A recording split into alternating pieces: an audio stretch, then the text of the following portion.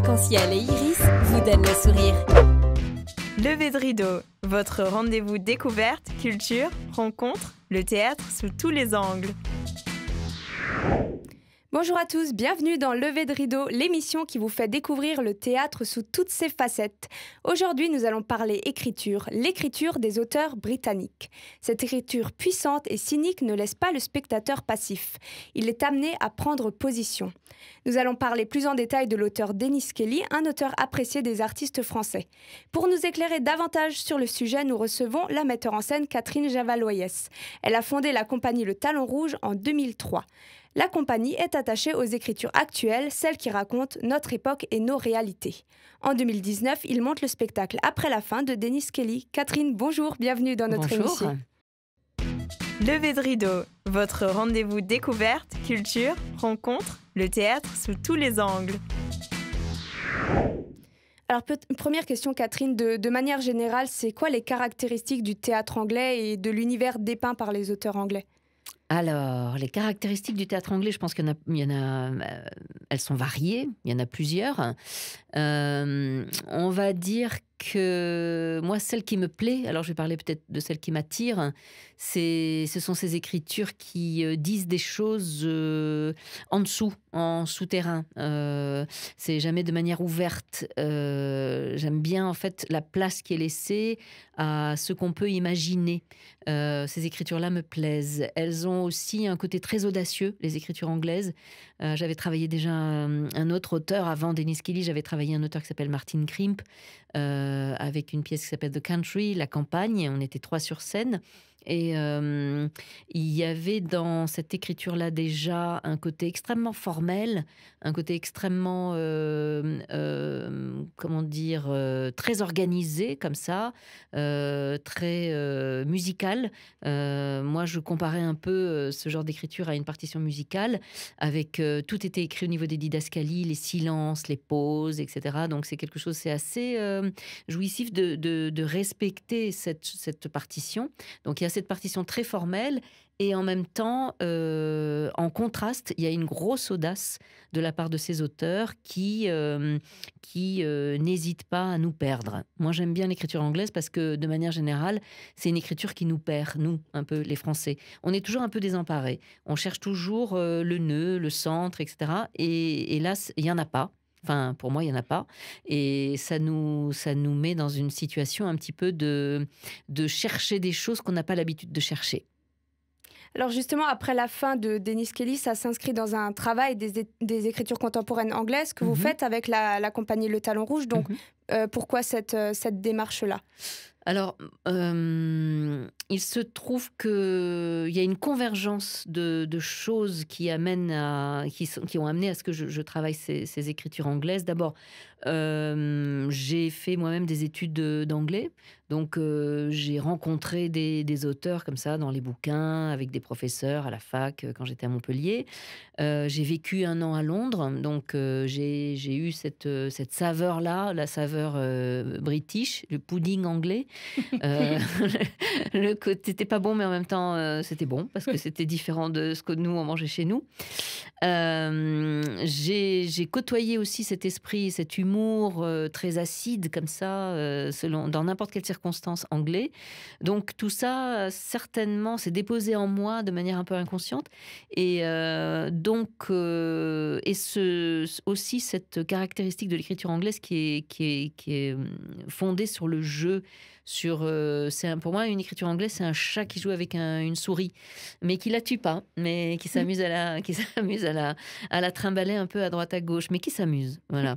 Donc il y a quelque chose d'assez cruel et en même temps de très joyeux, de très un peu à la Shakespeare comme ça. Je pense que Shakespeare plane, hein, il est tout le temps au-dessus de ces écritures-là, hein, des auteurs comme nous, on a notre Molière. Voilà, les Anglais ont leur Shakespeare. Donc il y a ça probablement inconsciemment. Et puis, il se trouve que pour cette dernière création, donc de novembre dernier, je cherchais un duo. Et j'ai écumé beaucoup de pièces, des pièces françaises, des pièces des pays de l'Est, etc., etc. Et je travaille assez souvent avec une maison, avec Arche Éditeur. Et c'est Arche Éditeur qui m'a fait lire aussi des pièces de Denis Kelly. Il se trouve que j'avais quand même vu Mastromas, l'abattage rituel de Georges Mastromas au TAPS, et ça m'avait intriguée. Je me dis, tiens, c'est cet auteur-là, il m'intrigue beaucoup, Denis Kelly, que j'ai vu aussi cette fameuse série qui s'appelle Utopia, qui est passée à un moment donné sur Canal+, et qui ensuite a été évincée, et que cette série m'a aussi complètement, comment dire, gênée. Elle m'a traversée, et en même temps, elle me rendait mal à l'aise. Enfin bref. En fait, il se trouve que dans l'écriture anglaise, ce que je ne comprends pas m'intéresse. Ce que je ne comprends pas est un catalyseur, me met à un endroit où j'ai envie de démarrer quelque chose. J'ai envie de trouver une réponse à quelque chose que je ne comprends pas. Voilà. J'espère que je suis pas trop abstraite, mais en gros, c'est ça. Et puis, bon, voilà, j'aime bien l'Angleterre. J'aime bien le fait aussi que ces auteurs-là, qui sont dans l'héritage aussi d'une Sarah Kane, d'un Edward Bond, Pinter aussi, pour ne parler que d'eux, disent des choses très crues, des choses très précises sur nos sociétés actuelles, vont regarder nos sociétés, mais à travers une lorgnette.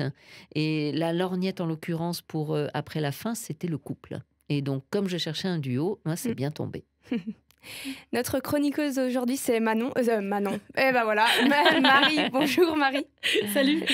Alors, à toi, c'est à toi de nous donner ton regard sur le théâtre anglais. Levée de rideau, votre rendez-vous découverte, culture, rencontre, le théâtre sous tous les angles. Alors, du coup, pour ma part, le regard que je porte au théâtre anglais est à l'image du théâtre anglais lui-même, c'est-à-dire très abstrait. Je ne m'y connais pas beaucoup. Alors, j'ai eu la chance de voir des mises en scène, donc une qui m'a vraiment marquée de Peter Brook, celle de Hamlet. Donc, il avait repris un Shakespeare. Et on l'avait pris pour la diversité de son casting, avec un Hamlet de couleur noire, avec une fiancée asiatique, il me semble, ou hindoue, avec une mère blanche, avec plein de comédiens très, très différents. Et c'est ce qui m'avait plu. Déjà que la pièce est en elle-même de Shakespeare, et elle me brusque assez dans l'histoire. Et le casting avait été super bien choisi, donc c'était vraiment en raccord. Il y avait une complexité comme ça qui s'étalait tout le long de la pièce, et j'avais vraiment, vraiment beaucoup aimé. Alors du coup, pour ma part, je vais plus m'intéresser à ce que Catherine a à dire, parce que moi, j'avais plusieurs questions. Donc déjà, la première, est-ce que vous avez déjà pris une pièce en français pour la traduire en anglais ? Ou comme vous le dites si bien, c'est la complexité du théâtre anglais qui ne peut pas être traduite, donc vous prenez directement dans l'anglais pour la jouer directement, ou c'est plus la langue? Alors là, donc évidemment, j'ai travaillé avec la traduction française, mais à la base, j'avais aussi le texte anglais à la main. Et il se trouve que la traduction est très bien faite, et donc que c'est aussi la façon dont les deux traducteurs ont pris à leur compte cette écriture-là qui m'a séduite. Je me suis dit, je me retrouve en fait, dans la manière de raconter des choses en français, mais à partir d'une écriture anglaise. Voilà. En fait, on n'est pas parti du tout du texte anglais lui-même, on est parti du texte français. Voilà, d'accord. C'est vraiment la magie de la langue chez vous qui... Oui, c'est ça. Qui vous charme, et dans ce que vous faites au quotidien, du coup. Oui, c'est ça. Alors, il y a aussi... Là aussi, je pourrais rajouter, par rapport à ces écritures anglaises, il y a aussi le fait que cet héritage un peu à l'Agatha Christie, l'héritage de ces séries policières, de ces ambiances policières à suspense, on a ça chez Denis Kelly. En fait, on a un mélange de genres qui fait qu'on est à la fois un peu perdu, mais en même temps, on essaie de pas... C'est un peu le palais des glaces, c'est-à-dire on va à gauche, puis après il faut aller à droite, puis il faut aller en arrière, il faut avancer, etc. Il n'y a pas de centre. Et puis, comme vous disiez, j'aime beaucoup ce mot abstraction, parce qu'on est aussi dans une forme d'abstraction. C'est-à-dire qu'on parle de choses reconnaissables, mais en même temps, elles ne sont pas tout à fait reconnaissables. Ou à un moment donné, on se dit « Ah mince, ça vrille ».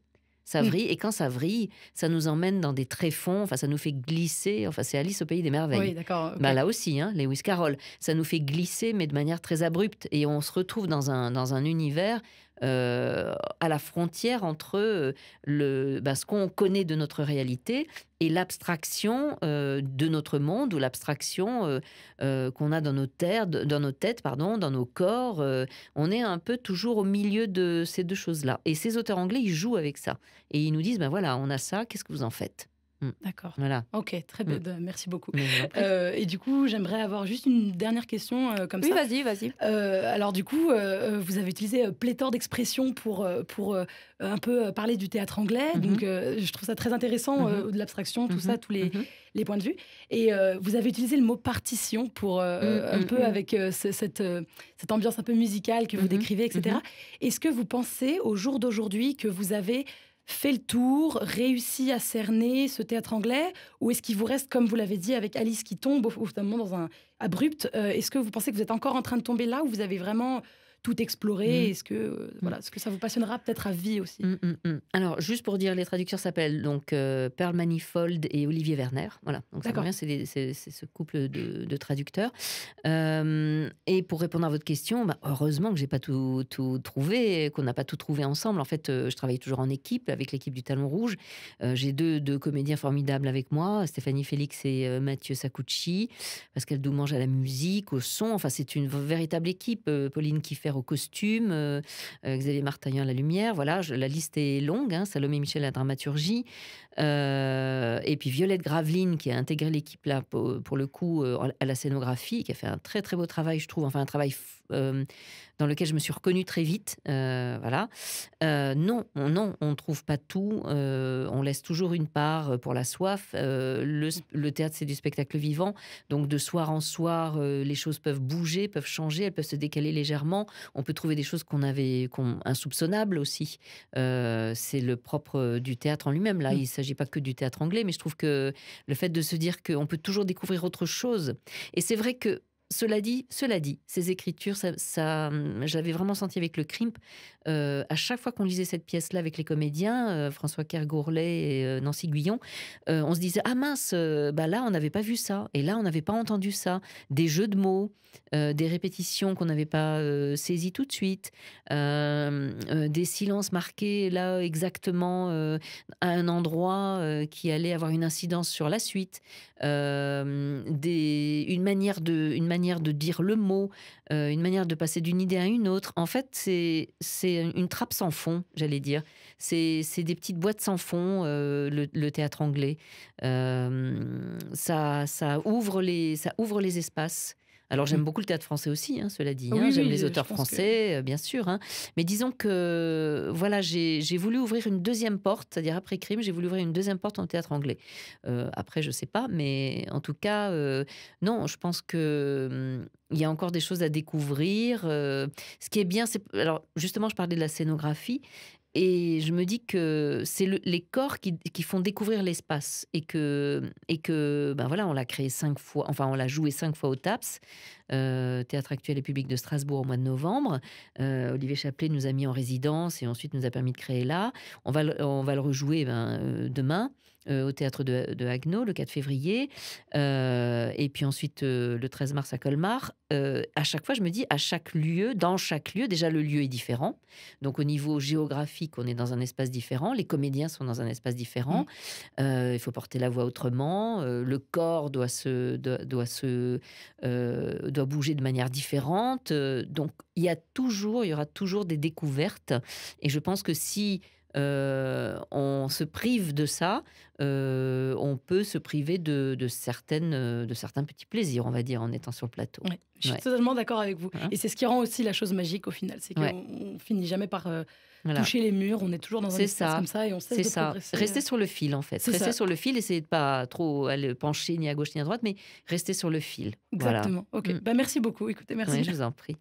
Lever de rideau est votre rendez-vous culturel. On vous y fait découvrir le théâtre sous toutes ses formes. Et aujourd'hui, c'est l'écriture contemporaine anglaise qui est à l'honneur. Notre invitée est la metteur en scène Catherine Javaloyes. Elle est à la tête de la compagnie Le Talon Rouge, une compagnie qui joue actuellement la pièce Après la fin de l'auteur anglais Dennis Kelly. Ils seront demain, le 4 février, au théâtre de Haguenau à 20h30 et le 13 mars à 20h à la salle Europe de Colmar. Pour réserver vos places pour le théâtre de Haguenau, vous pouvez le faire directement sur le site de la compagnie Le Talon Rouge ou bien sur le site de la billetterie du relais culturel de Haguenau. Pour aller découvrir Après la fin à Colmar, rendez-vous sur www.salle-europe.colmar.fr. Artistes, comédiens, metteurs en scène et bien plus encore. Zoom sur l'invité du jour. Alors Catherine, la première pièce, on le disait, que vous avez mis en scène dans le cadre de ce projet, c'est La campagne de Martine Krimp. Qu'est-ce qu'elle raconte, cette pièce ? La campagne, Oui. en fait, elle raconte pas grand-chose. Enfin, il y a rien d'extraordinaire. C'est une histoire de couple. Un couple, lui est médecin, Richard est médecin, Corinne est femme au foyer. Ils ont des enfants qu'on ne voit jamais. On en parle, mais on les voit jamais. Enfin, voilà, ils sont dans une chambre au-dessus de leur tête. Ils sont dans leur maison de campagne. Ils sont partis de la ville pour vivre à la campagne. Et il se trouve que, on se rend compte que Richard a une maîtresse. Une maîtresse qui est une jeune américaine qui fait des études voilà, dans cette partie, dans cette région-là d'Angleterre. Et ce couple continue à exister avec cette trahison qui est à la fois centrale, mais pas centrale non plus, qui est aussi une forme de jeu. Comme pour Après la fin de Dennis Kelly, je dirais qu'il n'y a pas de résolution. Donc c'est pas ok, il y a une trahison, etc. Donc il va y avoir une résolution, ils vont se séparer. Non, il y a en fait une scène qui débarque et qui nous emmène dans un univers complètement différent. Donc on se dit, mais qu'est-ce qui s'est passé ? Est-ce que finalement cette trahison était réelle ? Est-ce que, etc. Ça nous met toujours en porte-à-faux par rapport à la véracité en fait de ce qui s'est passé. Toujours. Voilà. Et Après la fin, c'est pareil. Ça, c'est pour la campagne. Voilà, pour répondre à votre question sur de quoi ça cause.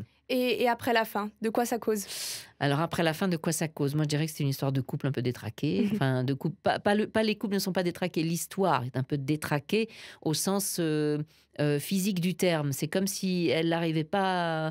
Enfin, les maillons n'arrivaient pas à bien se... L'engrenage se faisait difficilement, quoi. Comme si ça ne roulait pas bien, voilà.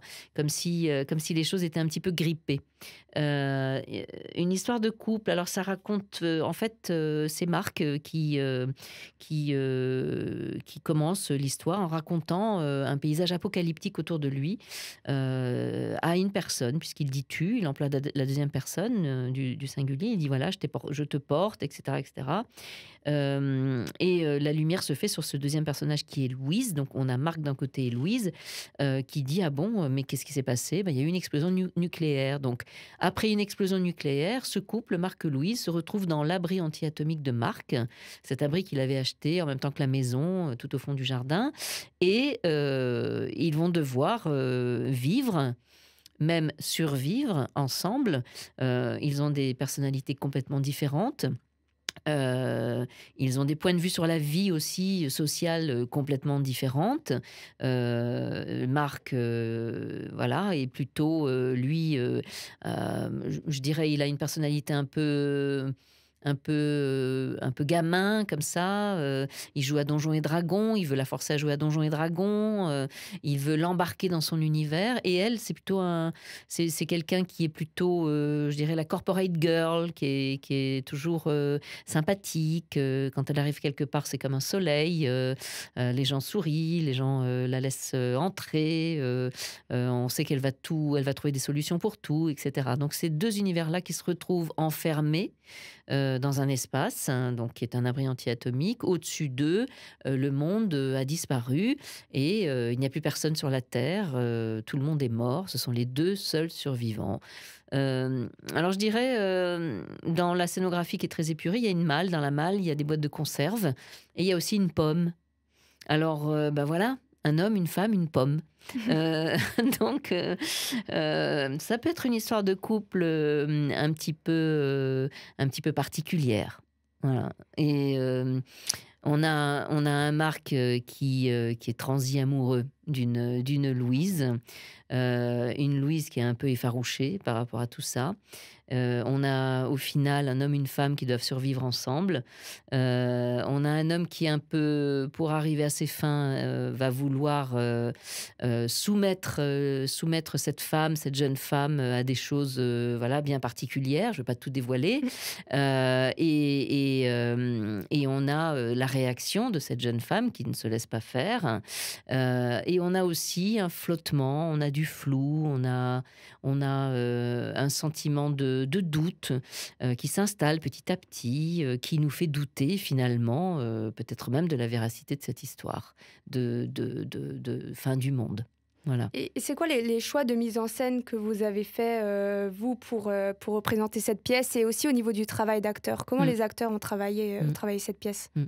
Alors, le premier choix de mise en scène, c'est un respect, mais un respect total de la forme de l'écriture. C'est-à-dire que pour moi, les clés, j'ai travaillé avec Gaël Chaya, hein, la collaboration artistique, et on était très très vigilants. C'est-à-dire qu'on faisait en sorte que les comédiens apprennent leur texte de manière presque scolaire. Puisque l'écriture est elle-même, comme je disais, comme sous forme de partition musicale. Et donc, je me disais que le sens allait sortir de là aussi, allait tout d'un coup émerger de la forme même. Donc déjà un grand respect de l'écriture, un grand respect de cette forme-là, de cette écriture-là. Ensuite, il a fallu que les comédiens qui ne se connaissaient pas auparavant apprennent à se connaître, puisqu'on rentre dans des scènes d'intimité où la pudeur n'a plus sa place, et ce sont des comédiens qui sont pudiques dans la vie, etc. Donc il a fallu aller loin, il a fallu sauter des barrières pour aller loin. Pour moi, ce sont des pièces aussi, contrairement à ce qu'on pense, quand on les lit, on se dit « Ah tiens, oui, ça va être un peu intellectuel ou psychologisant, etc., etc. » Mais ça met aussi en avant le corps. Ça met la chair en avant, ça met la cruauté de la cruauté au sens propre. Le corps est en avant, la chair est en avant. Donc il a fallu s'habituer aussi à physiquement se donner la possibilité d'aller assez loin. Et d'avancer petit à petit vers une mise à nu. Alors du coup, on a regardé le texte, on s'est dit, ben voilà comment il est fait en 4 parties. La première partie s'appelle début, la deuxième milieu, la troisième fin, et la quatrième après la fin. C'est simple. Donc on se dit, tiens, dans toutes les histoires, il y a toujours 3 parties. Enfin, c'est ce qu'on dit en général. Voilà, on vit, on meurt. Hein, donc c'est le début, le milieu, la fin. Et là, Denis Kelly nous a dit, non, il y aura un après la fin. Donc, on a travaillé à trouver le centre, même s'il n'y a pas, pour moi, il n'y a pas de centre vraiment dans cette pièce-là, mais on a travaillé à trouver un moteur, en tout cas, dans chaque partie. Donc, la première partie est plutôt une scène d'exposition, enfin, plutôt un acte d'exposition. On se rencontre, on parle du monde, on parle des amis qu'on a eus en commun, parce qu'ils avaient aussi des amis en commun. Voilà, ils travaillaient dans la même boîte, Marc et Louise, donc tout ça s'installe. Le lieu aussi, on s'installe dans le lieu, on prend possession du lieu. Donc on a travaillé physiquement, on a travaillé de manière très minutieuse aussi. Chaque pas était important dans cet espace-là. Chaque mouvement était important. Rien n'était laissé au hasard. On a travaillé de manière un petit peu chorégraphique aussi. Donc encore une fois formelle. La deuxième partie, après une ellipse d'un certain nombre de jours, la deuxième partie, elle rentre dans une confrontation qui est déjà un petit peu plus âpre. Il est question de ce fameux jeu Donjons et Dragons, et puis aussi de tout ce qui concerne, tout ce qui tourne autour de la survie. Comment on va faire pour exister? Est-ce qu'on aura assez à manger? Est-ce qu'on aura assez à boire?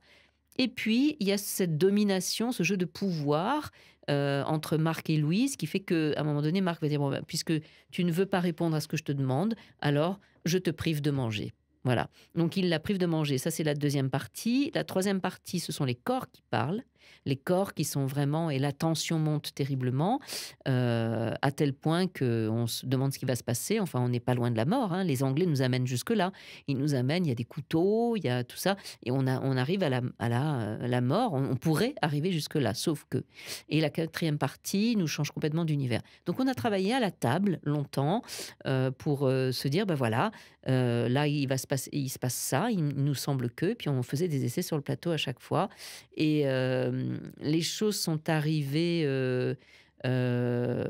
pour moi, beaucoup aussi dans les italiennes, c'est-à-dire dans le fait de revoir le texte et de trouver toutes ces petites pochettes surprises. Ça me faisait penser un peu au calendrier de l'Avent, vous savez, où on soulève les petites fenêtres. Et à chaque fois, il y avait une petite fenêtre qui se soulevait, etc., etc. Donc, on avançait comme ça, c'est-à-dire relativement lentement, mais très méticuleusement, en faisant attention à l'autre, en étant toujours... Enfin, moi, j'étais toujours très... aux aguets, des besoins aussi des comédiens. On a travaillé avec la lumière assez vite. On a travaillé avec le costume. On a travaillé vraiment en équipe. On en avait vraiment besoin. Voilà.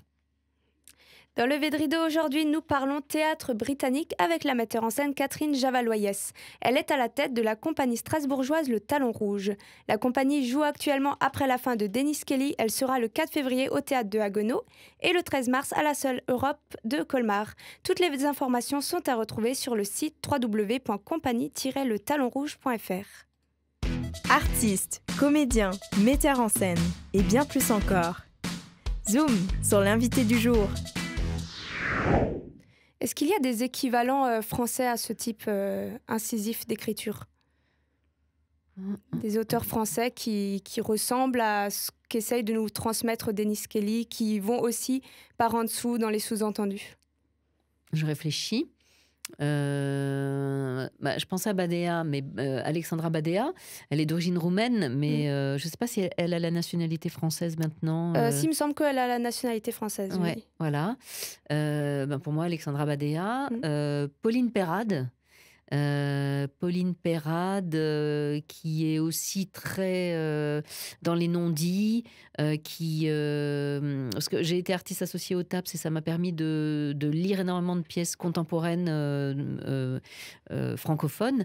Donc Pauline Perrade, moi je l'avais repérée comme étant quelqu'un aussi qu'un jour j'aurais aimé monter, enfin j'aimerais monter. Donc il y a sa pièce Point, je pensais à celle-là, ou alors Contrôle X aussi, qui va loin comme ça dans tout ce qui est ressenti. Voilà, c'est pour moi ce que j'appellerais des textes viscéraux. On a des coups de poing dans le ventre avec ces textes-là. Donc Pauline Perrade. En France, certainement. Là, vous me prenez un tout petit peu court, mais enfin, l'équivalent, je cherche l'équivalent. Hein, c'est... Et c'est vrai qu'Alexandra Badea, dans sa manière d'écrire, il y a aussi quelque chose de très incisif. Je pense aux pièces comme moi, la pièce qui m'a marquée, c'est Je te regarde, où l'écriture, c'est tout le temps je, Ouais. au point que nous-mêmes, on se sent voyeurs comme les personnages. Oui, c'est vrai. Oui, ce sont des auteurs qui nous mettent dans cette position-là, hein, d'être très, très voyeurs comme ça, de se dire, et puis qui nous renvoient à nos propres démons hein, aussi, hein, à nos monstres à nous, hein, puisqu'on met en avant le monstre hein, à chaque fois. Non, mais il y en a aussi. Il se trouve que là, je cherchais un duo et que le duo était difficile à trouver, était plus difficile à trouver du côté français.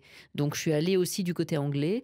Non, il y en a certainement. Alors, il y a un auteur que j'aime beaucoup parce que je l'ai travaillé déjà, c'est Emmanuel Adly, il n'écrit pas forcément pour le théâtre, mais il écrit du roman qui est tellement fort d'oralité qu'on a envie de le transposer au théâtre.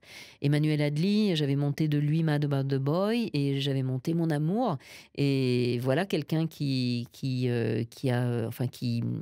qui fait jouer ses mots de manière très, très viscérale aussi. Qui, tout d'un coup, on a des corps, on a des présences très vite physiques sur le plateau avec son écriture. Moi, ce que j'aime bien, c'est justement transposer assez vite, à partir de l'écriture, à partir du mot, de me dire, ah oui, je vois tout de suite la présence physique sur le plateau, ou je la ressens. Ouais, c'est ça ce que j'aime bien. Les auteurs que j'ai travaillés, voilà, c'est Emmanuel Adly, qui allait aussi dans ce sens-là. Bon, s'il se trouve que Emmanuel Adly n'écrit pas vraiment pour le théâtre, mais voilà, je l'ai travaillé quand même. Ouais.